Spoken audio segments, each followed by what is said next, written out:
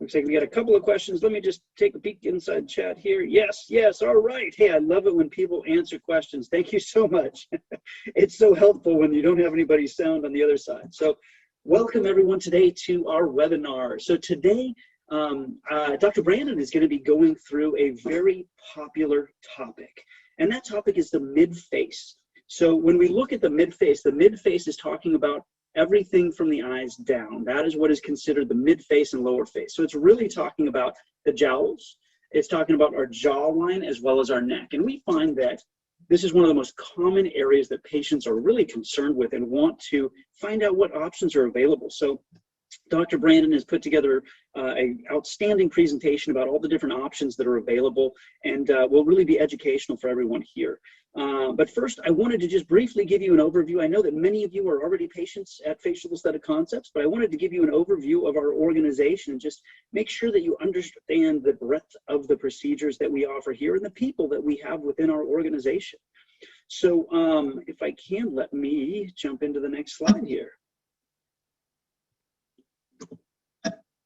All right, so Facial Aesthetic Concepts has been around in Orange County for 40 years. It's actually over 40 years since last year. We are a UCI facial plastic surgery fellowship training facility. So both Dr. Brandon as well as Dr. Gangnis participate in the training of facial plastic surgeons from the UCI fellowship program. And in addition, Facial Aesthetic Concepts has been voted the best of Orange County 13 years. So 13 separate times we've been voted the best of Orange County. We have two facial plastic surgeons, Dr. Richard Gangnis, as well as Dr. Brian Brandon. They're both facial plastic surgeons. They specialize exclusively in facial plastics. We also have three dermatologic specialists focusing on all the non-surgical aspects of facial rejuvenation and aesthetics. That's Sharon, Cassandra, and Haven. And we also have four medical estheticians, Nikki, Brooke, Mary, and Erin. And unfortunately, for those of you that do see Nikki actually just went out on maternity leave. We're very excited for her, and we look forward to seeing pictures of her baby, but she just went out on maternity leave. So she will be back with us in a few months. Well, I'm not giving you guys pictures here. We need the visuals, right? So there's the our three PAs and nurse, and a few of our estheticians. So and moving on, we do have offices in various different cities in Orange County: San Clemente, Aliso Viejo, and Rancho Santa Margarita. And we've been in those cities for more than 15 years. We have an accredited surgery center in San Clemente performing all manner of facial plastics as well as breast and body contouring surgery. This is an accredited surgery center as well as an overnight suite to enhance the comfort of our patients that are undergoing surgery. We offer a comprehensive array of aesthetic services, so all different aspects of facial plastic surgery, really focusing on minimally invasive techniques with rapid recovery. As we've seen an expansion in the interest of facial plastics, many patients are interested in having procedures that require very little downtime. And so the techniques that are involved with both Dr. Brandon as well as Dr. Gangnis really focus on that key element of having a minimally invasive rapid recovery. We also do breast and body contouring in our surgery center as well, so tummy tucks, breast lifts, arm lifts, and augmentations as well. We do a lot of non-surgical aesthetics. So Botox and fillers are one of the things that we do a substantial amount of, and our providers are really outstanding specialists in this arena. We also incorporate many different elements of non-surgical aesthetics to be able to provide a comprehensive service for our patients here, including hair restoration, both surgical and non-surgical hair restoration, as well as a variety of different options to be able to help improve the skin's health and appearance. In addition, we do offer facial services. So that's what our estheticians really focus on, and they do a great job of providing facials, chemical peels, as well as microdermabrasion, microneedling, and microblading. As you'll see, if you haven't heard of microblading, it is actually utilizing a small blade to create pigmented lines within the eyebrow to enhance the coloration of the eyebrow. It's just like permanent makeup, but in a different fashion. So on to our main, our main man today, Dr. Brian Brandon. Dr. Brian Brandon is a facial plastic surgeon. He went to Cal Poly San Luis Obispo, and he got his bachelor's in biomedical engineering. He is actually a local doctor coming from our own UCI medical school. So he has experience there. And that's how Dr. Gangnis actually originally met Dr. Brandon. Dr. Brandon completed his residency at the University of North Carolina in head and neck surgery, and he completed a fellowship program in the American Academy of Facial Plastic and Reconstructive Surgery. So he specializes exclusively in facial plastic and reconstructive surgery. Something of note of Dr. Brandon is Dr. Brandon, in the last 18 months, has performed many different procedures, including over 250 facial rejuvenation procedures, over 100 eyelid procedures, over 160 rhinoplasty procedures alone, as well as over 100 neck lifts. That's just in the last 18 months. So he's been a very, very busy man. In addition, Dr. Brandon does a lot of volunteer work. See the pictures here recently. He deals with mission work in helping to deal with congenital issues that patients are having in order to restructure their face and provide plastic surgery in developing countries. So we praise Dr. Brandon for providing those services and helping out around the world. So on that note, I'd like to turn it over to Dr. Brandon. So Dr. Brandon, if you can, please go ahead and take over the screen here.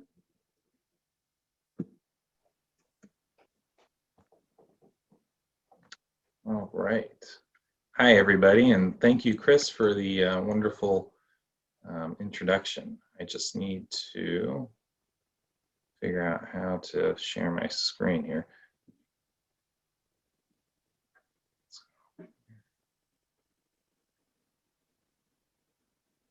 Oh, I think I've been disabled, Chris.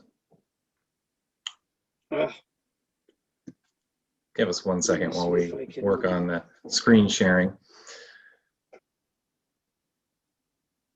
The joys of Zoom seminars. We like to typically do these in person, and hopefully one day soon we will be doing them in person, but also adds a convenience factor, makes it a little easier for people to do this during their lunch break or from the comfort of their own home. So bear with us for 1 second. Yeah, absolutely. Can you give it a try again, Dr. Brandon? I just re-enabled panelists. I think we're working now. Hey, there we go. I think we got it. I see your screen.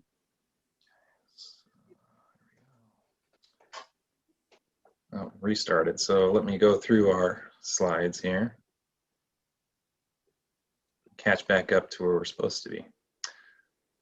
So as I said, thanks, Chris, for the introduction. I really appreciate it. And thanks for the shout out for the medical missionary work that I do. I work with the Hugs Foundation. They go to several different countries throughout the world: Vietnam, Guatemala, Peru, Ecuador. And of course, COVID has really taken a big toll on our ability to do that this year, but we're hoping to start back up again soon. We focus on cleft lip and cleft palate repair, as well as children who were born without ears, reconstructing their ears from their own cartilage. So something that's really near and dear to my heart and something that I continue to do to this day. So I thought I would start off with just our philosophy here at Facial Aesthetic Concepts. And, you know, I really believe there are no shortcuts to quality and doing the right thing by the patient, doing the right thing for you as a human being. And those are really some of the most important principles that I practice by. And in doing that, you know, we believe firmly in achieving natural results, not looking like you've had anything done, and really promoting your own face's harmony and balance, and not looking like you've had surgery. So those are very important for us. I'm going to move right into the aspects of aging that we're going to cover with regards to the lower face, jawline, and neck. And there really are three components of aging. And the first part is textural changes that you see on the surface of the skin: fine lines, crepey skin, wrinkles, those sorts of things. Volume loss is actually a very important component of facial aging, and I'll go into this later. But you actually do lose volume as you age, and that contributes to the sagging or the loss of support that holds your cheek and jawline up. And then, of course, gravity doesn't help anything, and gravity then takes those volume changes and pulls it down towards the earth. So the combination of those three things really are what contribute to the aging of the face and the neck. Now, there are a lot of things that can predispose you to early aging or worsening aging. That's sun exposure, poor diet, alcohol, stress, and genetics. But all of those intermix and contribute to the overall aging process. And not everyone ages the same. In fact, we all age differently, and some people age more in the upper third of their face, and some people age more down the lower third of their face, or on the left side or the right side, for a various number of reasons. So everyone's very unique and individual, and that's why we have to tailor our approach to your unique or individual concerns. So that brings me to why I believe, you know, in a comprehensive rejuvenation, and when you would come in to talk to me about these sorts of things, you know, I will always ask you what stands out to you and what bothers you, what do you see in the mirror, and that's what we will address. But I also will look at your entire face, your neck, and see what other things may be appropriate to address to enhance your outcome. So the ideal youthful neck has a number of characteristics, and I only have a front view here, but the side view helps as well. But I think you guys can see my mouse with this, but a strong jawline that separates the jaw from the underlying neck. And then if from the side view, an angle that's 90 degrees again, so that you have a sharp mental crease here is what we call that.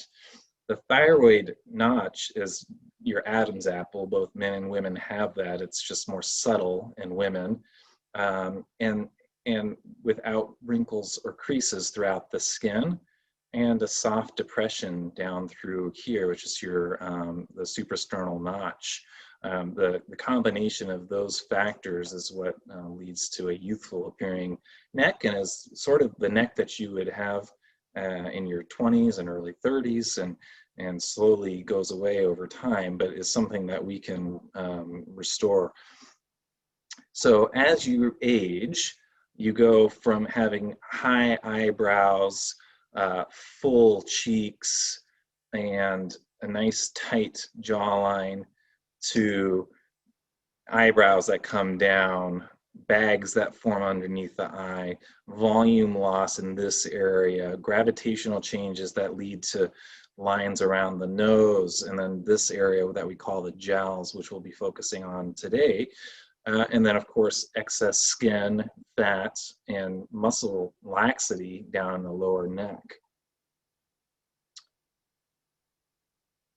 Here's another example of that. So a 26-year-old female, the daughter in this case, and her 64-year-old mother. So you can see the similarities in the two sides of the face, but you can very easily see the changes that have also occurred as aging. So extra skin and hooding over the upper eyelid that's coming down onto the eyelashes, bags under the eyes as you lose volume throughout the cheek, deepening of what we call the nasolabial fold, deepening of the mediolabial fold or the marionette line, and jowl formation here.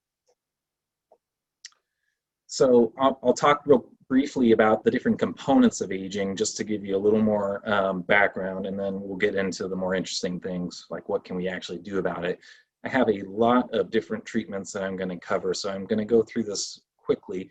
If you have any questions, please type them into the comments, and we'll go through them at the end. And of course, you know, everyone is different, unique, just as I said before. So, you know, not everything that I'm going to mention in this presentation is going to apply to you specifically, and that's the importance of actually being able to see you and feel your facial structures in a personalized consultation, and we can come up with a game plan there.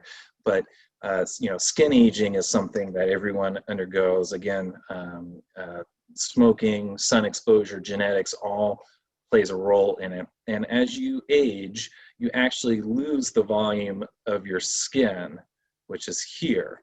So as you can see, that layer, the deep layer of the skin actually thins out, and it predisposes you to wrinkles. collagen and elastin, which are nice and organized as you're young, actually unwind, break down, and they turn into these smaller, finer threads that just don't provide the same structure and support to your skin that they used to. You lose hydration in your skin. All these things really combine to provide, you know, these fine lines, these wrinkles, and you know, I will say these fine horizontal lines that you see in the neck or the crepey skin, you know, can't really be addressed with a lifting type procedure. You have to address the actual skin itself, and I'll go through some methods of how we can do that. So fat loss or volume loss is the other component that we talked about earlier, and these are all the natural fat pads that you have in your face as you're young, and you can see they're nice and full and fairly confluent with each other, meaning they all kind of meet with each other. But as you age, the fat actually atrophies, meaning you lose the volume of fat and they start shrinking. That leads to spaces, and these spaces come up as hollows and concavities and shadows that you see in your face. And then of course, as you age, it happens even further. So a lot of facial rejuvenation focuses on volume restoration. So restoring the volume that you once had. The last thing, and this is something that we didn't really know as a medical field until more recently, until we got you know, very advanced CT CAT scanning technology. This is a 3D reconstruction of a CT scan of a young female's bone structure. So you can see this is her eye socket, nose, teeth, jawline as you age, and the older female had some dental work, so there's some artifact on here, but you can see the height of her jaw is much, much smaller. She's lost a lot of bone down here as well, and then height of the jaw here. So that actually contributes to the aging, because the bony structure with what your skin and soft tissue all lays on is actually undergoing an aging process too. So that is changing how your face looks as you age as well. So how can we treat the lower face and neck? So we're going to go through a lot of different treatments, and I don't mean to bombard you with too many different things, and I'm hoping to just give you some ideas so that if you want to pursue something, you can come in and we can really talk about what's going to be best for you. Now, the gold standard for many, many years, and in my mind remains the gold standard, is a surgical solution. You know, for me, I think that is where we can get a very customized individual result. I can show you with good reliability what you can expect after the procedure.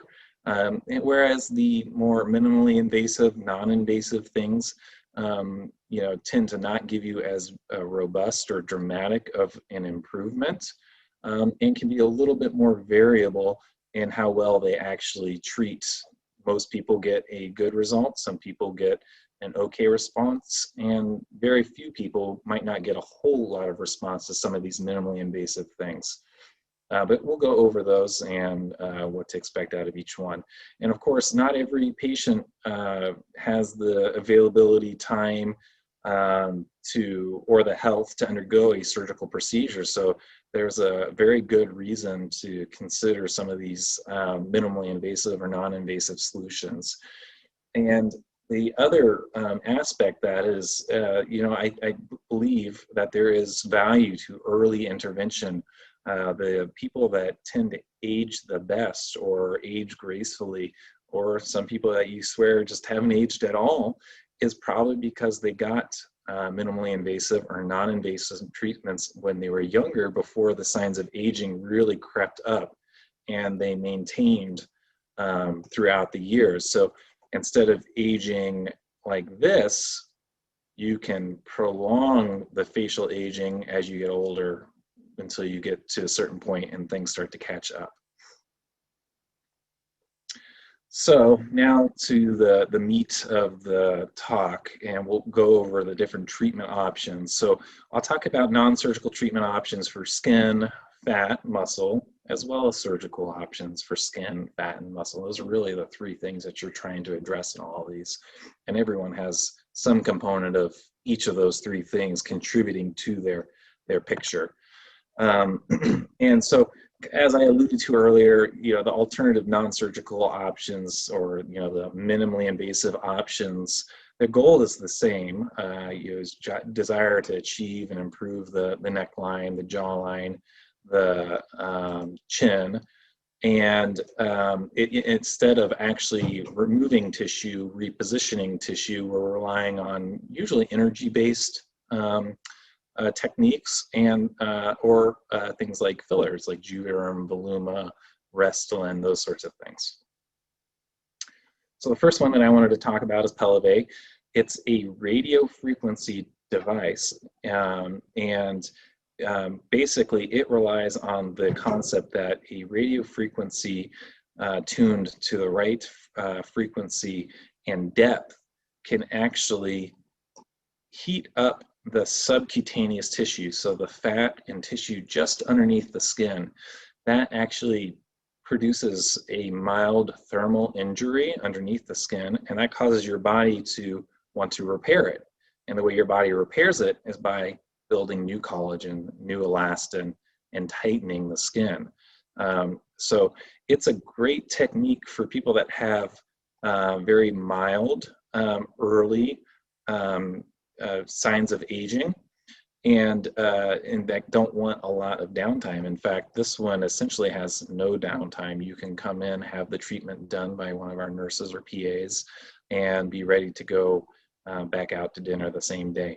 Now, I will say this type of technology, you do have to be willing to do a series of 3 treatments, because what you're waiting on is your body to actually build new collagen, and that takes a period of months. So most of our patients undergo a series of 3 to 4 treatments, and then if they have a good response and like what they're doing, you need to maintain it by doing another treatment every 6 to 12 months, just depending on your set of circumstances.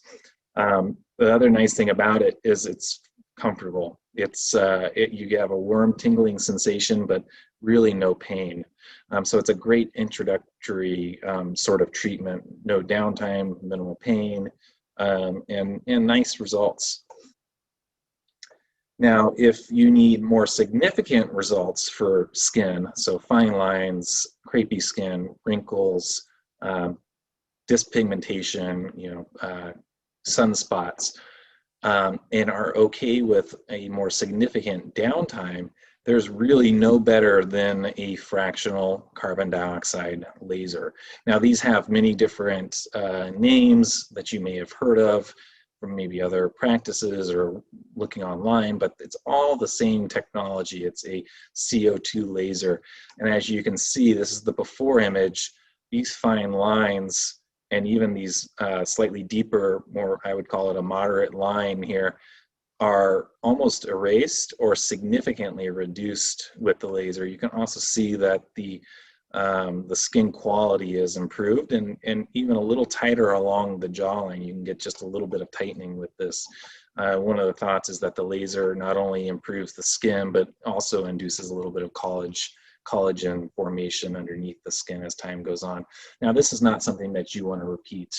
This is a one and done type procedure, and I would expect a downtime of about 5 to 7 days, depending on the depth of treatment. And I wouldn't recommend you get it any more than once a year or once every few years. All right, so now moving on to some of the more structural issues. So a lot of our younger patients, or even some of the older patients, never really had this deep 90-degree neckline that I was telling you about in the youthful neck before. And a lot of times that can be because their chin is actually not positioned correctly. So if your chin is not projected out enough in this direction to where it's in a nice vertical plane with the rest of your face. So if you look at this photo here, this chin is pushed back. What happens is that there's not enough room for your tongue and all the muscles below your tongue, and the fat that normally lives beneath the tongue here, and it can push it out into the neck. So some people will tell you that they always, no matter how much weight they lost, they have a fuller neck. And that very well could be a hereditary thing and a genetic component, but also structurally, if they have a weak chin, that can contribute to it. So there's a lot of things that we can do at this point for it. And one of the newest things is actually Juvederm Voluma just recently got FDA approval for the chin. So this is the first and only filler in the United States that is actually FDA approved and indicated for chin and jawline contouring. And just to give you an idea, her chin is a little recessed. After 1 or 2 syringes of Voluma, you can see how her chin is more projected, but it's also improved underneath her neck. Same thing with this patient. Again, the chin is just slightly recessed. After a couple syringes of Voluma, you can see how the chin is better projected, but it also gave her a little more of a jawline and a tighter neck as well, because you're quite literally stretching things out a little bit with projecting the chin to where it should be. So Juvederm Voluma is becoming very popular, and it's a very powerful treatment for typically younger patients, but I've been doing it in older patients as well, and can be a nice way to maybe try on, say, a chin implant, which would be a permanent solution. Now, Voluma will last up to 2 years in the chin, so it gets you a very nice, long-lasting treatment. But some people don't want to have to come in every so often to receive further treatments, and a chin implant is actually a nice surgical solution for that, and that's something that we could talk about in your consultation should you want to. So some other things that can be going on with the double chin. So as you notice in this slide, he doesn't have a lot of fat underneath the muscle or underneath the skin. In this side, he has a lot of fat underneath the muscle. This is the platysmal muscle. We'll talk about that quite a bit throughout the rest of this talk. And then also fat underneath the skin. Here's another image of the fat laying on top of that muscle. Now this fat is the fat that is treated by things like Kybella, liposuction, thermitites, all those sorts of things. So if you have a lot of fat in front of the muscle, then you might be a good candidate for those types of treatments. If you have more of your fat beneath the muscle, and the only way really to tell that is by actually feeling it, then those types of treatments are not going to address this. Now, some of our younger patients who have this fat, and it's not responsive to weight loss, it tends to be unresponsive to weight loss. You can exercise and diet and lose all the weight you can, you will still have a little bit of fullness underneath your chin. That is typically this deep fat. And like I said, liposuction won't get that out.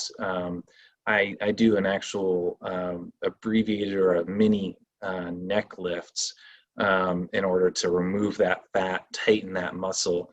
And that's about the only way that you can really address that deep layer. You can't do it with minimally invasive, non-invasive treatments.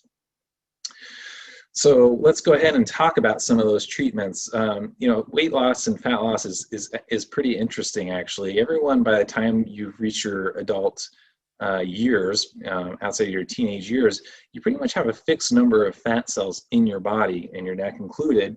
And when you gain weight, you don't get more fat cells. You actually, the fat gets bigger, but it's the same number of fat cells. So as you lose weight, those fat cells shrink in size, and then as you gain weight, they get bigger. Now, we have a good number of procedures that can actually remove the fat cells and prevent them from enlarging or getting smaller. And so that is actually the theory behind Kybella. Kybella is the first FDA-approved non-surgical treatment to treat the fullness underneath your chin. And again, that is fat that's sitting just beneath the skin, but above the muscle. And Kybella is a great way of treating that. It's non-surgical. It's takes about 15-20 minutes in the office, and it actually destroys the fat cells when it is injected underneath the skin.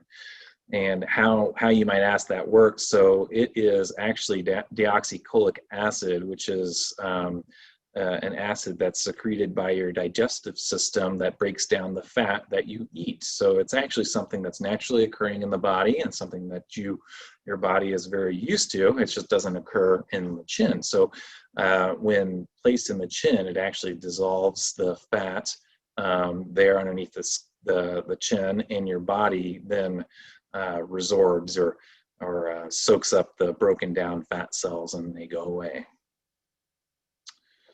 So how is it done? So you'll see that there's this little grid, and we actually place this grid depending on where the fullness is underneath your neck, and we inject the Kybella in each of these spots of the grid. And most patients need, some people only need 1 vial, a lot of people need 2 vials, and this can be done over the course of a couple treatments.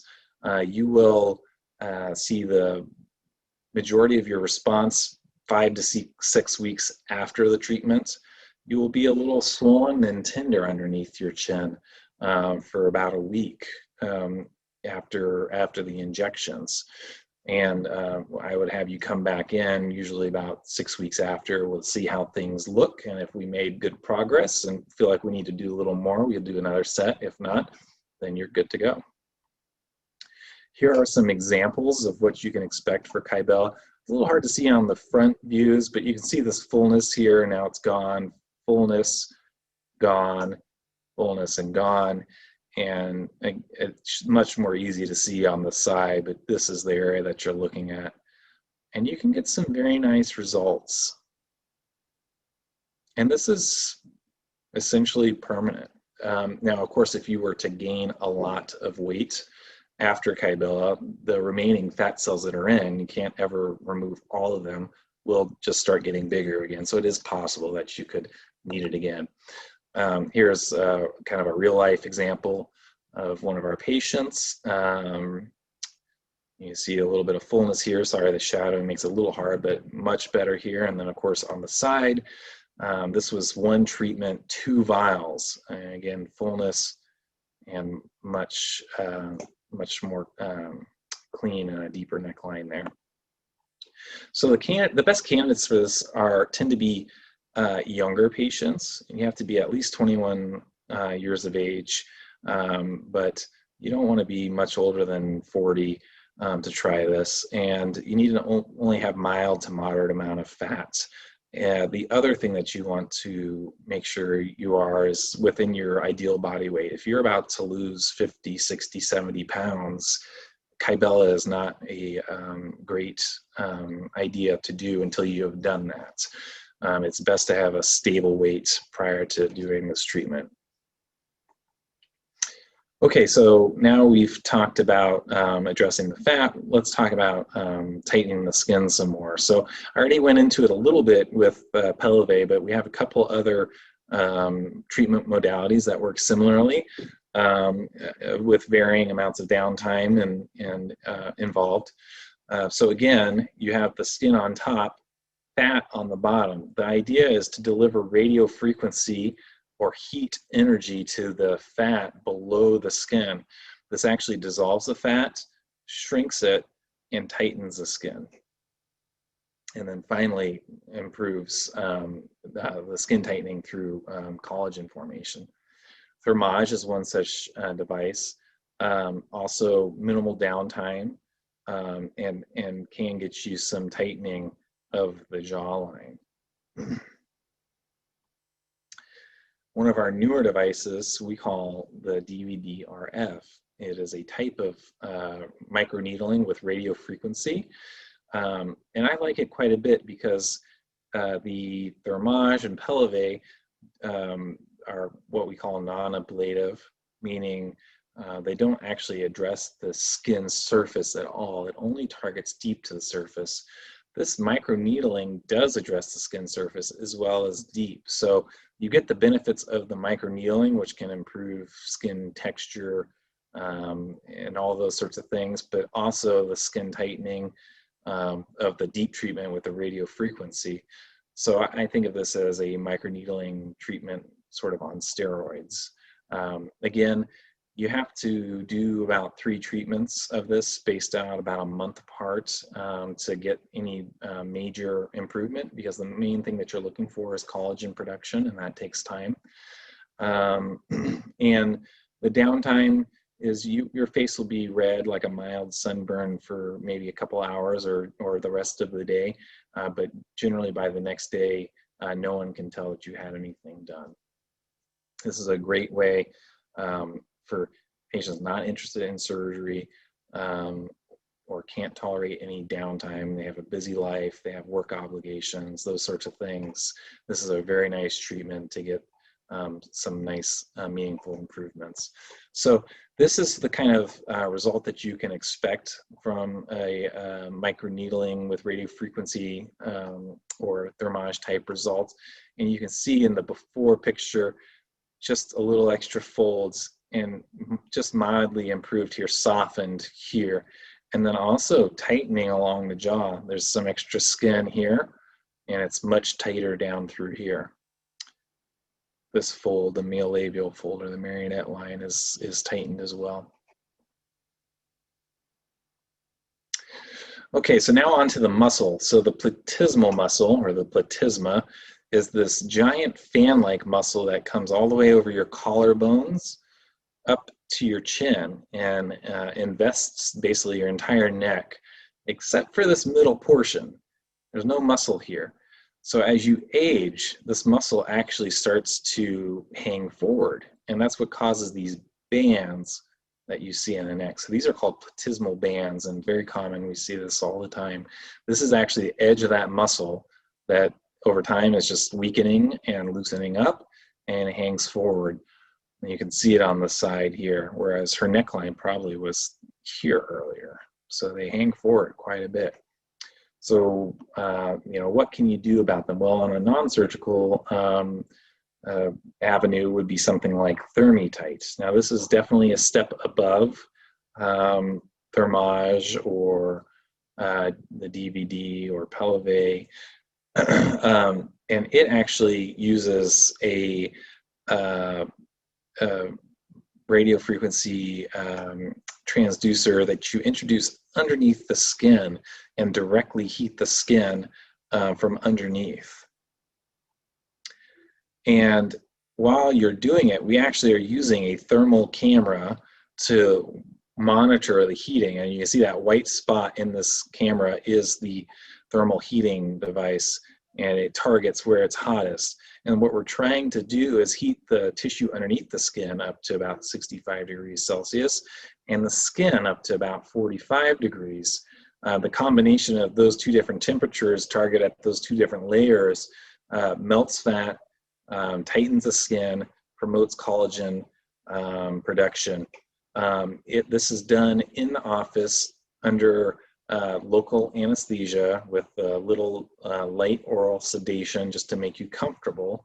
It takes about an hour or so, and the downtime, yeah, I would say is maybe a week or less, and it does not tend to be very painful, but you can get fairly dramatic results from it.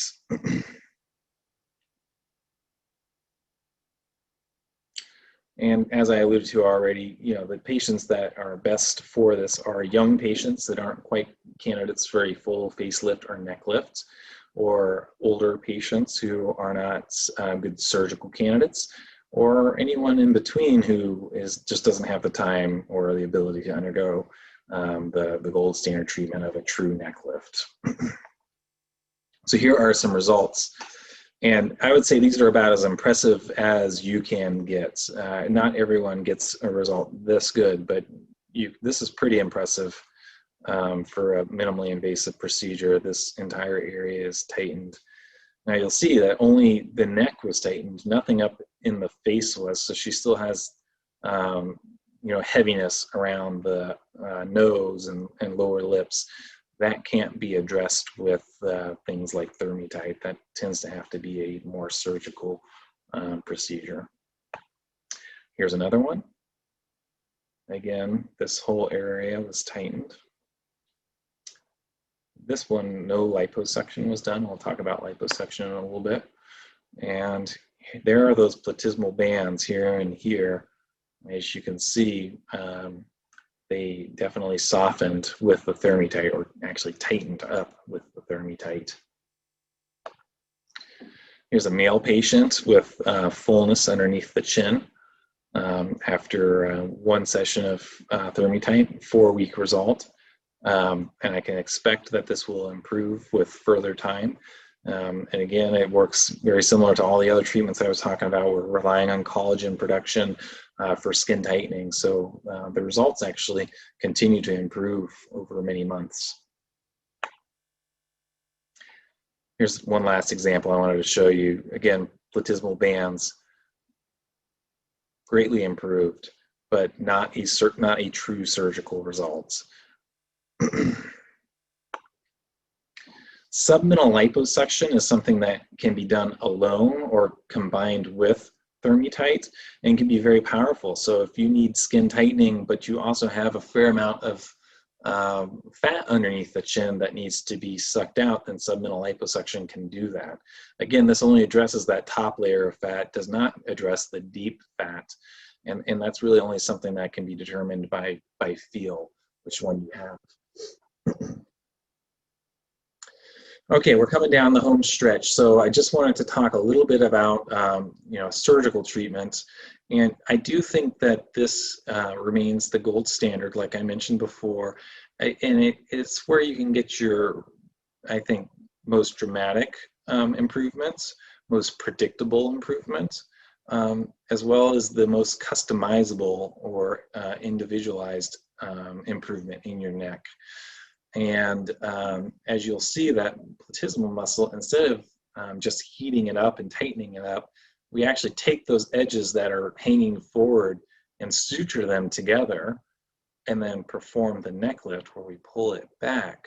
And that will tighten your neck, give you that jawline, improve the jowls, and also improve the lines up through here in the face, can reposition some of the tissue that has fallen in the lower face as well. And quite honestly, I think these are the most durable results as well. The ones that I expect my patients to get a good 10 years out of prior to needing anything further. So the neck lift incisions actually go around the ear, because that is where you have to redrape the skin. And everyone always has questions about, well, how will those appear? Will they be visible? And I think you can see from this picture that they hide tremendously well. So this pattern is actually where the incisions go, and then it loops up behind the ear here and comes down into the hair. And as you can see, this is the before picture. You can't see anything, obviously. And then afterwards, very subtly, you can see the incision here. This is a good facelift or neck lift incision, and hides very, very well in the hairline. So just wanted to point out some pictures of some of my recent patients, and some of these patients are still going through the healing process. Downtime for a neck lift is a week or two, probably, before you want to go back out in public and do something, and probably several weeks before you want to be, say, ready for a big event. And we can always talk about your personal constraints, those sorts of things. But this patient, she is actually about 2 months out from a mini facelift, neck lift, a laser resurfacing, so the CO2 laser, as well as some very subtle fat grafting to reduce some of the volume loss. As you can see, volume loss here, lots of wrinkles through here, volume loss here, and then a lot of excess skin and wrinkling through here. And we did a lip lift too, very conservative lip lift, just shortened the upper lip here, so you can see her upper lip is turned out a little bit and just looks a little better. But this has improved, all those wrinkles, lines throughout the lower face and jawline are improved, and her jawline is just much sharper, more defined, and then her neck is as well much more defined. And important to note, she looks like herself, just refreshed, a little younger, very natural. And again, you can't really even see the incisions. So here's some more. So here's face on. Again, all these lines. Part of this is from the lifting procedure, part of it's from the CO2 laser.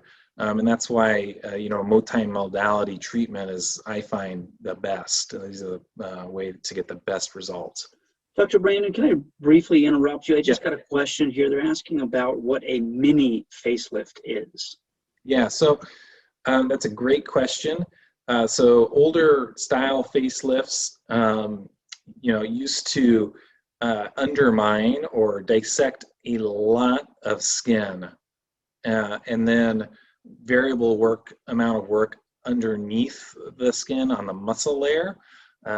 The mini lift that we do here, Dr. Gagnes and myself, actually only undermines about this much skin.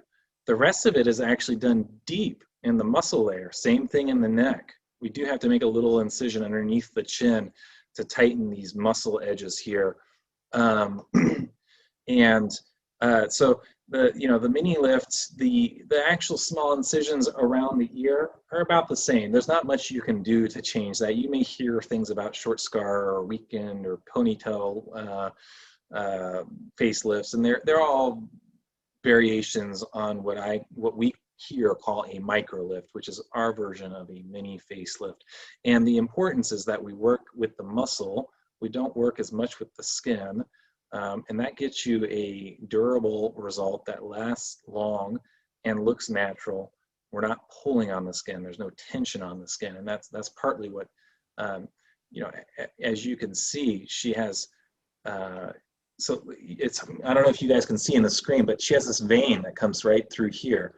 That vein is now at the corner of her jaw through here. So we moved everything back several inches. But if you look at her mouth, her lips don't look pulled. They don't look like anything is done, you know, and that's the beauty of the micro lift or the mini, you know, lift that we do here at Facial Aesthetic Concepts. It's just very natural. And I think the downtime is much less than a conventional facelift as well. Whereas a conventional facelift, you might look swollen and bruised for weeks to months. I actually have a picture of one of my most recent neck lifts, facelifts that I've done, where she's 4 days out from surgery and 9 days out from surgery. And I'll just let you take a look, but she's not very bruised. She's not very swollen. I think she could go back out in public easily, go to the grocery store, that sort of thing. So I think our version of the mini facelift, really, the combination of all those things that I talked about, just allows for lower downtime, quicker recovery, but still gets you the big results that you would hope for in a surgical procedure. So here she is, full on again. On the fronts, and again you can see all the wrinkling in the neck and the extra. So she had platysmal bands, she had extra skin, not a lot of fat, and those were addressed underneath her chin. And again, you know, huge improvement in this, repositioning this. Her cheek was repositioned, her jawline was smoothed out. She still has a little bit of swelling here. She's a little less than 2 months out from surgery. I fully expect this to actually suck back up and go pretty much completely away. And again, you can't see the incisions, but they are there. And again, of course, her neck looks much better. So that's a little bit of swelling that's still there. And that's pretty typical. You're going to get about 70–80% of the swelling from your procedure gone within the first 3 weeks. And then that last 20–30% of swelling can hang on for about 2 to 3 months. But would anyone notice that out on the street? No, but you would notice, and I will notice, of course, but this will go away probably in the next couple of weeks. So I'm excited to see how she looks at the next appointment. Another patient, very challenging neck. You'll see in the side view, it's hard to see in the front, but almost no real cervical mental angle. And she has a big improvement in that now, as well as just kind of repositioning of everything up higher. We did a lower eyelid lift as well to soften her lower eyelids. And I'll show you the side here. So her neck went almost straight from the chin down. And, you know, part of that is anatomy. Your airway and your spine contribute to that. So there are limitations to the neck lift. And that's the kind of thing that we will talk about in our consultation. And I will let you know what I think the limitations are and what to expect. But she got a very nice improvement in that angle. And this is not something that you could do with liposuction, thermi-tight, Kybella, lasers, anything like that. This is really a surgical type of neck. And the last patient, at risk of scaring anyone, but I just wanted to show you that this is one of my most recent facelift patients. She's very, very sweet, and she allowed me to use her pictures for just educational purposes, just to show you guys what you can kind of expect from a surgical neck lift or facelift. So this is her before, and you take a look at her neck and her jawline. This is only 4 days after surgery. She's still a little swollen, a little bit of bruising, but really not bad. You can even still see the sutures here. But if she wore her hair down, of course we tell her to put her hair back so we can see everything. You know, I don't think you know, anyone would really know. And then 9 days after surgery, little bruise here, little bruise there, but that faded, you know, within a few days after that. And as you can see, the hair is kind of down. You can't tell, but look at how much nicer her neck looks here versus here. And she still has a little bit of swelling here, but of course that's going to go down over the next couple weeks. Dr. Brandon, we've got a question here in relation to a procedure that would really focus on jowls and the resolution of jowls. Can you speak to that? Yeah. So jowls, you know, it depends. You know, I have to see them in person, but she, you know, she does have some jowls. This is the jowl here, and here. Now, and here. And on the last patient, where'd my mouse go? Here it is, here. Jowls are tricky. Jowls are very, very tricky. And the problem with jowls is all those minimally invasive procedures that I talked about. You know, thermage or Pellevé, those sorts of things can get you a little bit of skin tightening, but probably not enough to make a true jowl like improve. And then the stronger non-surgical or minimally invasive procedures like thermi-tights, you can't really do thermi-tight up over the jowl area itself.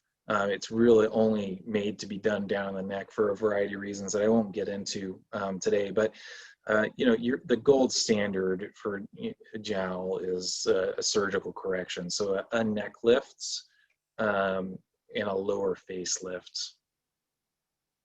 And that's what I'm trying to show here, is that these jowls really do improve. And her result, she's only 4 days from surgery here, so she's still swollen, but this is going to come out and be much more defined than it is here. I hope that answered your question.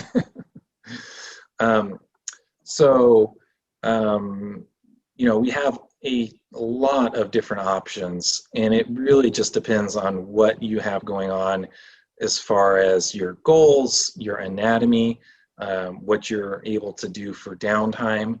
and the amount of correction that you're looking for. And these are all things that we will talk about when you come in for your consultation, should you so choose to.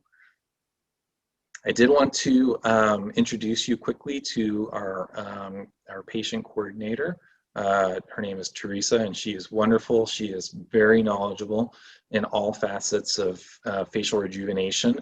And so you will get to know her very well when you come in. And she is sort of your guide throughout your process with undergoing treatments here at Facial Aesthetic Concepts. And that's it. Well, thank you, Dr. Brand. I do have a couple other questions that are coming in. One is, how long after a lower face neck lift would you be able to do normal activities, say play tennis? Great question. You know, it always varies from patient to patient, depending on how you're healing. You will have a lot of appointments with us those first 2 weeks after surgery. We will usually see you the first day after surgery, the 4th day or 5th day after surgery, a week after surgery, and then 10 days after surgery. Each of those appointments have are very important. One, we are removing stitches and cleaning things up and just making sure that you are healing well and are on track. So I keep a very close eye on you for those first 10 days really. And then of course things space out quite a bit after that. And the reason I'm telling you that is because everyone heals a little bit differently. But in general, very strenuous activities, you're probably going to want to refrain from for 3 to 4 weeks if you undergo a neck rejuvenation, just because you have so many strong muscles that come from the shoulder and the chest that come up and attach to the back of the neck and behind the ears. So that has to be very well healed before you can start doing tennis or golf or weightlifting, those sorts of things. But in some patients, depending on how they're healing, we can competently move them along a little bit quicker. Excellent. Now, I wanted to remind everybody, we're just going to have a couple other questions here, but stay tuned. We're going to have some special announcement for something that only our participants for today will be receiving. But prior to me announcing those things, if you could please hang in there for just a couple more minutes. The other question that I think is important for the conversation, Dr. Brandon, is do you have to change the ear placement? No, that's a great question. In general, unless my patient has specific requests about that, my goal is to keep the ear position as close to as what it was before surgery. Now, if someone had a prior surgery and doesn't like, old school style neck lifts that only address skin, could pull the ear forward and change the shape. So we go through great lengths to prevent that from happening, and I could repair that in surgery. And we do frequently do earlobe reductions at the same time as facelift and neck lifts surgeries, because we're there already. We've made incisions around the ear, and so we can make those changes if you are interested in that. Excellent, thank you. I'm just going to grab the screen back here, Dr. Brandon, and push this on over to my presentation that I have. Just a moment. Great. Should I stop the screen share? I got it right here. All right, I just wanted to share with you guys. So what we have, and something that is really important for procedures too. When we look at the procedures that Dr. Brandon does, first off, the most important thing is you got to call to schedule a consultation to be able to speak with Dr. Brandon, because procedures are so customized and so individualized. And it's really important to make sure that the things that you see can be addressed appropriately with the procedures. There's never a single option that is great. So the consultation is really an important component of this entire process and this journey really that we have with patients. But as part of scheduling a procedure with Dr. Brandon, because Dr. Brandon views the changes in the skin as something that's so important as well, he is offering to provide that DVD-RF that he discussed earlier as part of the procedure. So when scheduling one of those procedures, he will be able to provide that for you which will produce that enhancement in the skin and the quality and the look of the skin as well. In addition, we have a very great partnership with Allergan. And so with any of the eye treatments that we have here, either for tear trough filler or a upper or lower blepharoplasty, we are providing free Latisse. And so Latisse is a product that helps to grow lashes. It's very effective and was actually originally for glaucoma, which they found created lash growth, and one of the few products that is FDA approved for lash growth. So that is a product that we would provide complimentary for any of our patients. Lastly, I wanted to make sure you remind you that there is going to be a follow-up email that'll be coming through, and we are going to be doing a Botox bingo coming up. That's going to be in a couple of weeks here, in which you can win free Botox. So please check your email for a registration link for that, as well as a request for a consultation with Dr. Brandon, as well as a survey. We want to know what you think of what it is that we put on here today, and what we can do in the future. So we want to hear about the topics that you want to hear about, and what we can do to bring information to you more often. So I've got another question here in relation to lower eyelid surgery. So what is lower eyelid surgery called to omit puffiness? So it's lower eyelid blepharoplasty, I assume is what you're referring to. So go ahead, Dr. Brandon. Yeah, that's another area that can be very tricky, and there can be a lot of different things going on anatomically, depending on your age, skin laxity, and those sorts of things. So it's a little hard to say exactly without seeing it in person. But in general, a surgical correction for lower eyelid bags is called a lower blepharoplasty. And that is done through a small incision on the inside of the eyelid, where it's actually fat that's pooching out underneath the eyelid and hanging over the rim of the eye socket. So we actually take that fat and reposition it and drape it in such a way to smooth that contour out like that. So it's a lower eyelid blepharoplasty. Great. We have another question here that is, how can you get rid of creases between the eyebrows and above the nose? So I assume they're referring to the area between the brows right here. Yeah, so for mild creases, things like Botox are actually very, very effective for that. And that is generally my first recommendation for just about anyone with that question, because it works so well for the majority of people. You do have to, come back and routinely get it, but it's very, very effective.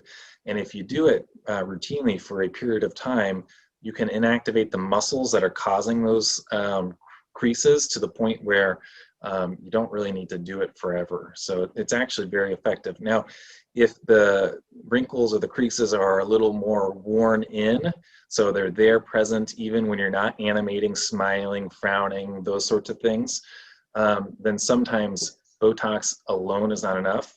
They can be augmented with filler. So filler can actually fill in some of those lines and do a very, very nice job. And then, of course, finally, it would be a surgical option. Here we do an endoscopic brow lift, where we make small incisions inside the hairline, so nothing that's visible, and we take microscopic instruments and endoscopes down to this area and find the muscles that are causing those lines, and we actually remove the muscles, and that can greatly improve the appearance of wrinkles there. Outstanding. Well, I think that's all the questions that we have so far. If there's anything else, you got just another couple minutes here before we complete our session. But thank you, everyone, for attending this evening. It was great to have everyone. We had a great audience tonight. Thank you for all your questions. And again, look out for that email. It'll be coming shortly over into your inbox, and we'll talk to you soon. Thank you, Chris, and thank you, everyone.